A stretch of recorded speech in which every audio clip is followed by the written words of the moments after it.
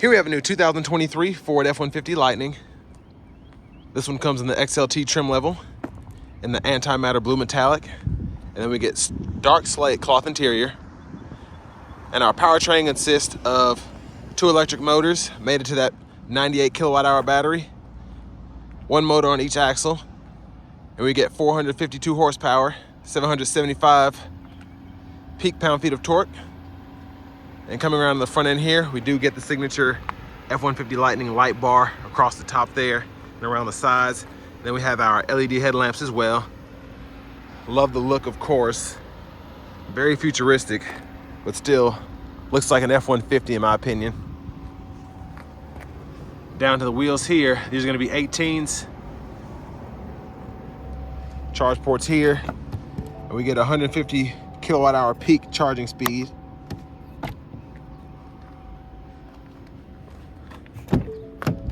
And then over here we have our power door lock controls, rear window lock, and then we can control our power mirrors here, toggle them on and off here. And then we have one-touch automatic up and down windows for the front, and then regular power windows for the back.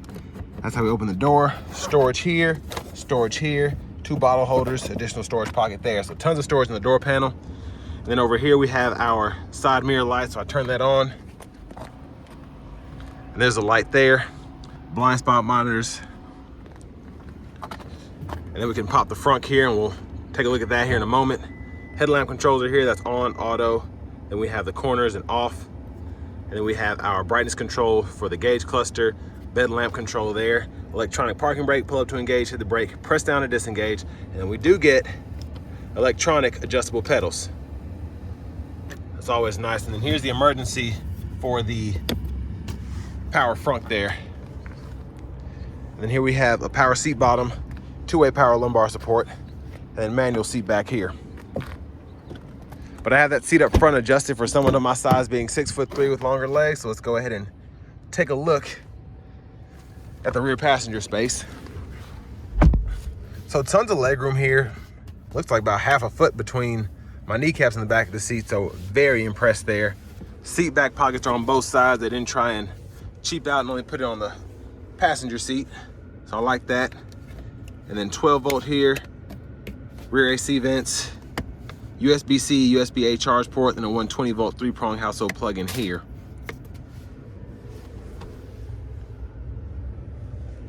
And then hanger hooks on both sides. We can hang probably 3 or 4 hangers easily on this heavy duty, nice and long hook there. But let's go ahead and make our way to the back.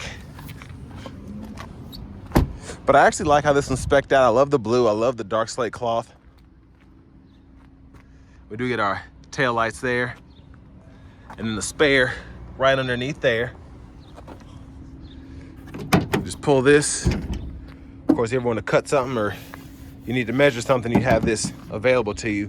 But this comes with a little cargo tray there. So you just pull on that yellow bar, it'll swing out to you, and you can lock it, unlock it, and then you have additional storage in here. So I really like that. Pretty neat. And then just push it back into place there. And then we do have the onboard charging, whatever that package is called. I'll show you on the sticker in a minute, but 2 more 3-prong plug-ins there, 4 more all together, and then you have that 240 volt right there. So yeah, the Pro Power Onboard full package is on this one, and I'll show you on this window sticker in a minute. But huge shout out to Ford of Franklin for allowing me to review this F-150 Lightning today. I'll leave a link in the description for this truck as well as their entire inventory. But I do like that we have the manual lumbar support here. It's better than nothing. And then 4-way manual front passenger seat. And we have this nice pocket here on both sides, so it's on the driver's side as well. Lockable glove compartment in here, which is actually pretty spacious. And then on top of that, you get that additional space up top. But now let's go ahead and take a look at this window sticker. So this one is the XLT standard battery, but we do have that Pro Power Onboard $1,200 option, which is a pretty nice thing to have. And then that's the pivot storage box, additional 290 bucks. But I like that as well. So sticker's right at 67,789, and then we can get up to 240 miles on a charge with this one. But coming around to the front here, I love this, love it, love it, love it. Because you can basically make this, like you set up a laptop here, mobile printer, and then you have plugs right there. You're good to go if you need your mobile office. So super nice, and I love the space in here, love it. Then additional storage down in there. Then you're gonna close it and just hit that button.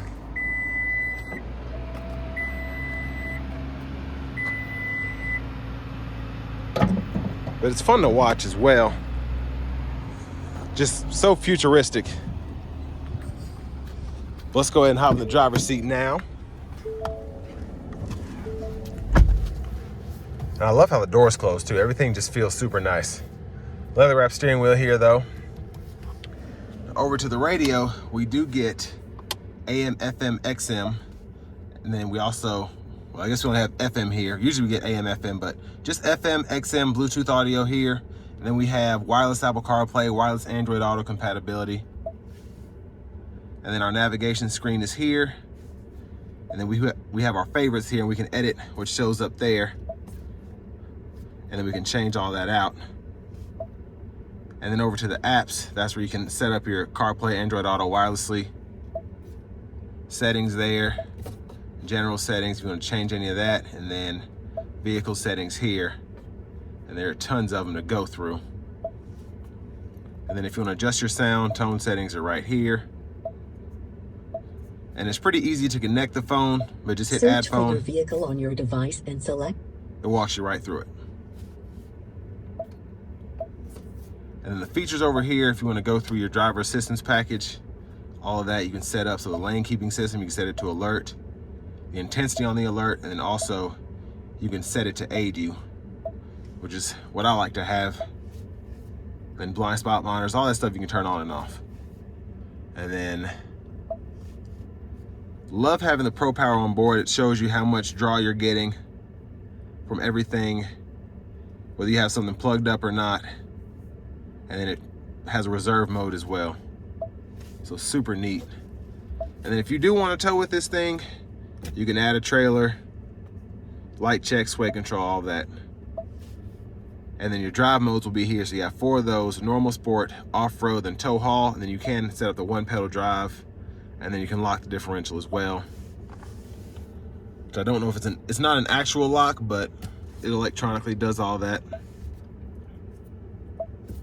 That's pretty much the good walkthrough of the features. You can scroll through a lot of stuff here. You just want to have a shortcut available to you. So there's the bed camera, backup camera with 360 view, guidelines follow you as you turn the steering wheel. And you can also set up your auto park. Then you have a 12-volt here, another 3-prong plug in there, and volume controls here. This serves as a mute button. You click and unclick that, and then you can go to your tone settings, shortcut here, and then you can go through your sources here, and then you can cut the screen off there, and then serves a tune knob. Go through your radio stations. And then you have 3-stage auto mode for your dual zone automatic climate controls, 3-stage heated seats for the driver, front passenger, and then you can turn the whole system off there, toggle your dual mode here. Then you have a USB-C, USB-A input there, little storage here. Going through this a little quick because there's so much on this truck. But for the shifter, pull this lever behind here, reverse, neutral drive, and then you have the option to fold the shifter. And then center console cubby space, removable trays in there. And you also have the workstation too. You can fold that out, and the button is right there, and you just pull on it from back here. View of the back seat, dome lights, sunglasses holder. And then to the steering wheel, well, windshield wiper controls gonna be here, so you can turn those up there, and you can set the intensity for the wipers there when they're in that intermittent mode. And then you have your wiper fluid, hit that button, blinkers, high beams. You can toggle those on and off there and then flash here. And then cruise controls, turn that on there. You can set all that. You have the lane keeping system, volume controls, voice recognition controls, track list or radio station presets, and then you can go through your gauge cluster using, these are the top. This is a Bluetooth button down here. But all digital gauge cluster. And I actually like how this is set up here. It's pretty easy to use in my opinion. I'm used to Ford because I have a Mach-E, but still, this is kind of a different setup here because you can't mess with the gauge clusters in the Mach-Es for the most part. But I like that we have this here. We can set up the views, tire pressure sensors, and configure it.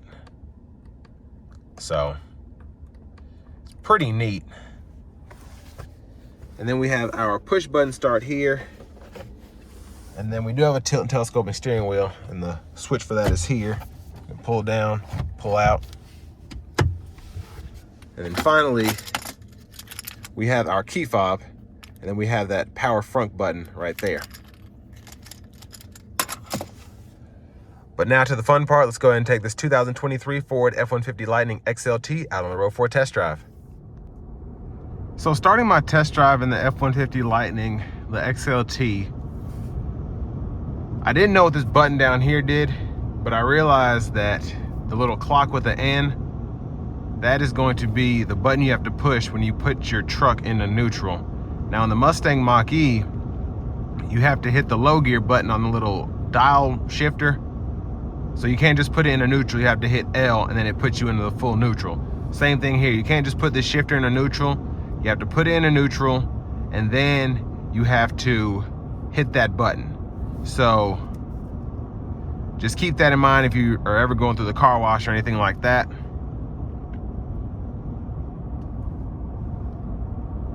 But this rides much better than the Mach-E does. And it's still a bit bouncy, but it's not as choppy as the Mach-E is. And of course, with that being a sports car, it doesn't bother me at all. I put 40,000 miles on mine. Just when I take longer road trips, it can get uncomfortable, but for the most part, these are gonna be bouncy, but it's just due to the platform, the weight distribution and all of that. So I'd rather have a car that handles with having that lower center of gravity than one that rides well and doesn't handle well. But that's just my opinion. But overall, truck drives really nice. It's just crazy to be in something this big, and of course it's zero emission, but you're not hearing an engine. It just doesn't go with trucks.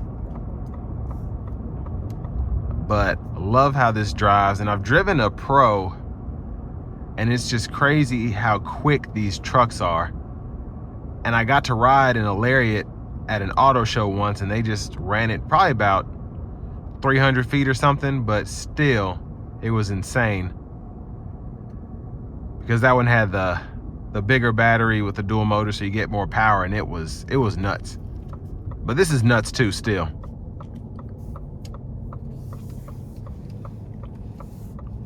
But where these really shine and they start to save you money is driving around town here, having the regenerative braking.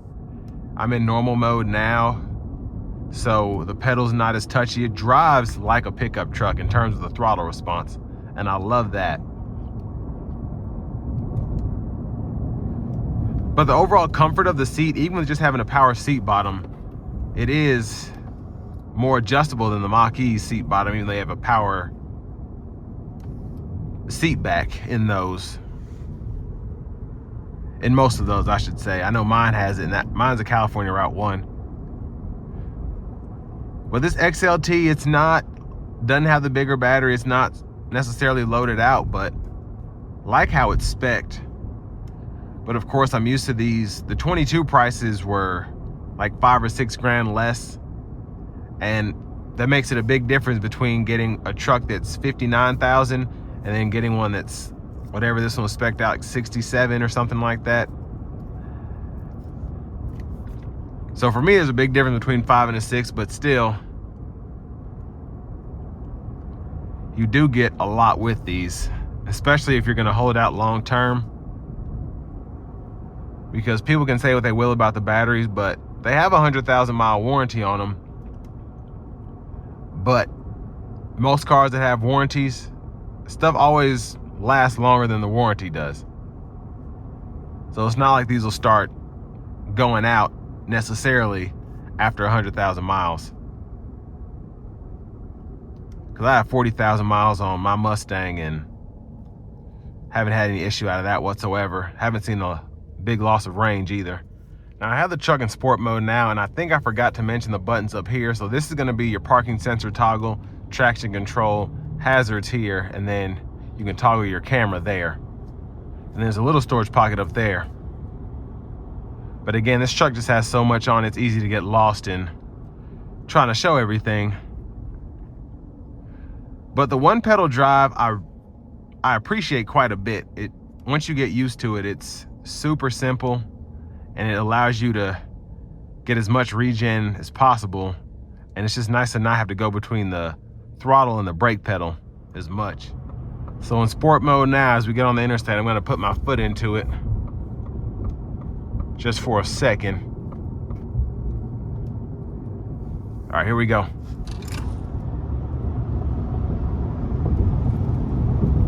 Yeah, acceleration is just crazy.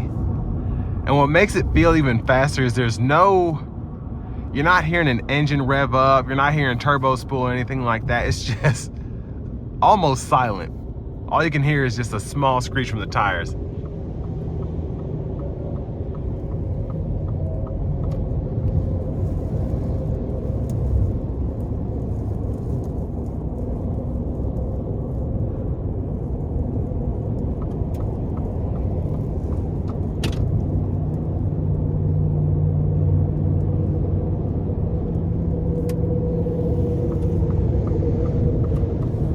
I'm gonna put the cruise on now. So you don't get the Pro Pilot system with this Lightning. So all you pretty much have is a lane departure warning system. But for this kind of range, it's not like you're gonna be taking it necessarily on super long road trips. You have that capability, but for the most part, you're driving this back and forth to work. You're gonna be towing something, you're gonna be hauling light loads for short distances. It's gonna be used for work and commutes for the most part. So you don't necessarily need it, and it's not necessarily a big pro, especially if you have this traffic like I do here. The cruise control, the adaptive cruise, really doesn't do much because cars are everywhere at all times. You're having to maneuver and pay attention 100% of the time, so not really a big deal there.